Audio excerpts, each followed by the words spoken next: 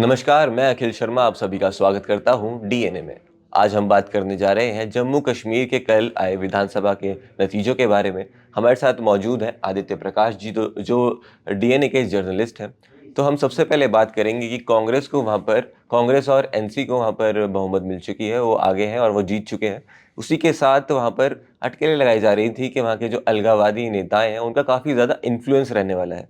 जो कैसा रहा वहाँ का ओवरऑल रिजल्ट, वो हम बात करेंगे।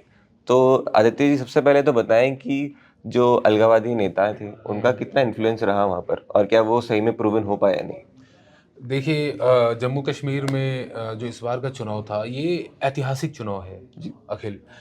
क्योंकि ये एक ऐसा चुनाव है जब बहुत ही बड़ी संख्या में लोगों ने वोट डाला है। कश्मीर को लेके हमेशा एक बात कही जाती है कि कश्मीर में लोकतंत्र नहीं है। पाकिस्तान की तरफ से इसको अंतर्राष्ट्रीय स्तर पे उठाया जाता है जी।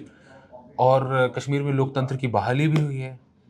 और साथ ही साथ जो वहाँ की पार्टी है, जो नेशनल कॉन्फ्रेंस है, वहाँ की जनता ने उसे वोट दिया है। जी। इस चुनाव में सबसे खास बात ये रही कि जो अलग-अलग मत के लोग हैं, अलग-अलग विचारधारा के लोग हैं, वो सब शामिल हुए। बहुत सारे ऐसे लोग थे जो अलगाववादी हुआ करते थे एक ज़माने में, या अभी भी कहीं न कहीं वो अलगाववादी बयानात देते आ रहे हैं। बिल्कुल। वो लोग भी शामिल हुए, वोटिंग भी उन लोगों ने की है। वो लोग कैंडिडेट भी बने, उन्होंने पार्टी भी बनाई। इंजीनियर रशीद का एक उदाहरण है, जो जी। कि लोकसभा चुनाव जीत भी चुके हैं जी। और उन्होंने उमर अब्दुल्ला को हराया था। वहीं अफ़ज़ल गुरु के भाई भी इस चुनाव में उन्होंने भी हिस्सा लिया। अलग बात है कि उनको जनता ने सिरे से खारिज स्वीकार कर नहीं दिया, किया। हाँ, स्वीकार नहीं किया, सिरे से खारिज कर दिया और जी। उनको नोटा से भी कम वोट उन्हें हासिल हुआ। जी। 129 वोट मिले थे उन्हें बस। इसी तरह से साजिद लोन, बहुत ऐसे नेता थे जो अलगाववादी खेमे के माने जाते हैं, जो अलगाववादी थे किसी ज़माने में या आज भी थोड़े कहीं न कहीं इस तरह की बातें करते हैं। उनका इस चुनाव में आना और जिस तरह से माहौल लोकसभा में इंजीनियर रशीद के जीतने वन साइडेड विक्ट्री के बाद ऐसा लगा कि अब हो सकता है विधानसभा चुनाव में अलगाववादी भी एक बड़ी ताकत बन के आएँगे बिल्कुल। सामने, या हो सकता है वो सरकार बनाने की स्थिति तक में आ जाएँ। जी। ये एक बड़ी ताकत का प्रदर्शन कर सकें। लेकिन जब चुनाव का नतीजा आया तो वो बहुत ही हैरत अंगेज करने वाला था। बिल्कुल। हैरत अंगेज करने वाला इसलिए था क्योंकि उनका जो प्रदर्शन है वो बहुत ही बिल्कुल भी सही नहीं है जिस तरह से लोकसभा में उनका था। तो एक बात ये भी है कि जब चुनाव जैसे नज़दीक आते गए कश्मीर में, तो आपने देखा कि चुनाव से कुछ दिनों पहले इंजीनियर रशीद को ज़मानत मिल गई। जी। अब लोगों के ज़हन में ये बात आई कि भाई ये बंदा जो है ये तो ऐसे ही एक मतलब अलगाववादी इनको लोग कहते हैं। वो ये कहीं ना कहीं पॉलिटिकली इन्फ्लुएंस हो जाता है। कट्टरपंथी वाली बातें करते हैं, इस तरह की बातें करते हैं। जी। कश्मीर के लोगों ने भी ये बात सोचा, लेकिन हम्म। इनको इलेक्शन से पहले ज़मानत कैसे मिल गई? बिल्कुल। जबकि लोकसभा चुनाव में तो उनको ज़मानत बहुत बड़ा मिली थी। सवाल था उस वक्त तो भाई। उनको लगा कि कुछ हो सकता है कि इनकी अंदर ही अंदर बीजेपी के साथ कुछ गठबंधन हुआ हो। तो और एनसी की तरफ से लगातार कहा गया है, देखो इनको ज़मानत मिल गई और ये बीजेपी की बी टीम है। तो ये चीज़ मुझे लगता है इंजीनियर रशीद के खिलाफ जो है ना, ये सारी चीज़ें चली गई। और दूसरी बात है कि पीडीपी का ये है कि देखिए, जब पीडीपी पिछले 10 साल पहले जब चुनाव हुए थे, तो सत्ता में आई थी और भारतीय जनता पार्टी के पास उनके साथ मिलकर उन्होंने सरकार बनाई थी। और उसके बाद फिर राष्ट्रपति शासन लागू हुआ और 370 खत्म किया गया जी। और राज्य का बंटवारा हुआ। तो कश्मीर 370 की बात करिए, क्या लगता है तो 370 का मैं कुछ फायदा मैं उठाया खत्म गया? कर लूँ, तो जी। कश्मीरियों को ये लगता है कि पीडीपी जो खासकर वो 370 के पक्षधर हैं, हम्म। उनको यही बात लगती है कि 370 जो खत्म हुआ और वहां हम्म। तक जो नौबत पहुंची, उसमें पीडीपी का बहुत बड़ा रोल है। जी। तो इसलिए आपने देखा कि इस चुनाव में पीडीपी का प्रदर्शन बहुत ही बेकार, मतलब सही नहीं था। हम्म। जितनी वो उम्मीद कर रहे थे, उम्मीद से बहुत नीचे था। और दूसरी तरफ भारतीय जनता पार्टी की अगर बात करें तो जम्मू में अच्छी खासी सीटें आई हैं और कांग्रेस पार्टी का जो प्रदर्शन है वो घाटी में भी अच्छा रहा है, जम्मू में भी ठीक-ठाक सा रहा है। तो कुल मिलाकर एनसी और कांग्रेस गठबंधन की सरकार बनने वाली है। अब आपका सवाल क्या था? मेरा सवाल यही था कि धारा 370 के हटने के बाद क्या फायदा मिला बीजेपी को? क्या वाकई में देखिए, जैसे लगाया जा रहा था कि हो वहाँ सकता है? पे जो धारा मेन बात ये है कि वहाँ पे 2 संभाग हैं, जी। कश्मीर की बात की जाए तो।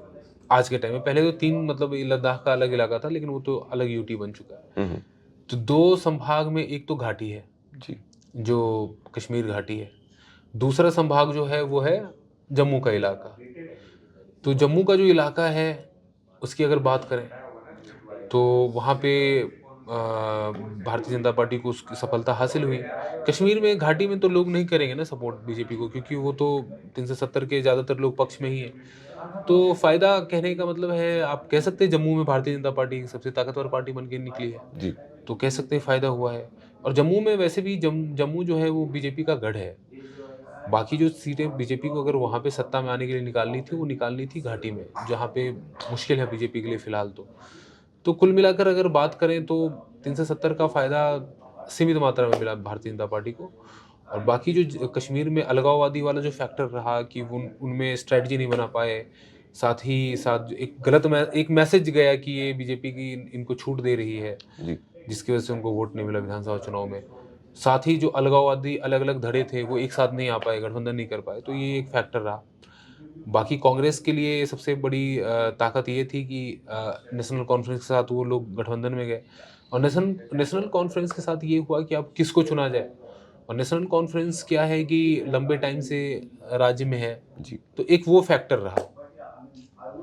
यही फैक्टर रहा कि नेशनल कॉन्फ्रेंस की जो जीत है उसमें ये है कि एक तो तजुर्बा है, और उनको ये लगा कि नेशनल कॉन्फ्रेंस डे 1 से 370 के लिए मतलब 370 कश्मीर में 370 की बहाली हो, उस पक्ष में रही है। और जब वो नेशनल कॉन्फ्रेंस की सरकारें रही बहुत सालों तक, उन्होंने रूल किया है कश्मीर में, तो कभी 370 पे कुछ आंच नहीं आई। तो जैसे उमर अब्दुल्ला का जो चेहरा था काफ़ी ज़्यादा सामने आया, और क्या हम्म, क्या लगता है कितना इन्फ्लुएंस किया गया है वहाँ पर उमर उस बादशाह? अब्दुल्ला का जो चेहरा है वही मुख्यमंत्री भी बनने जा रहे हैं। जी। तो एक बार वो इससे पहले भी मुख्यमंत्री रह चुके हैं। हुँ।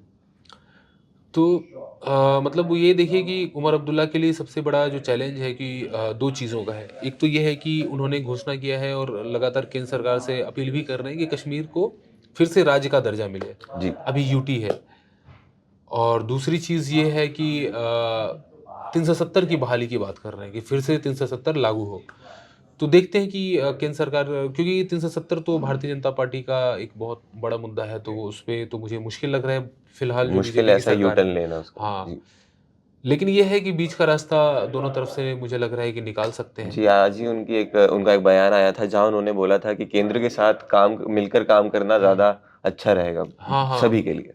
जी, तो ये थी बात हमारी विधानसभा चुनाव के बारे में कि जम्मू कश्मीर के अंदर क्या समीकरण रहे, कैसे एनसी और कांग्रेस ने वहाँ पर जीत हासिल करी। आपको क्या लगता है हमें कमेंट सेक्शन में ज़रूर बताएँ, और ऐसी और भी वीडियोज़ को देखने के लिए फॉलो करते रहें डीएनए।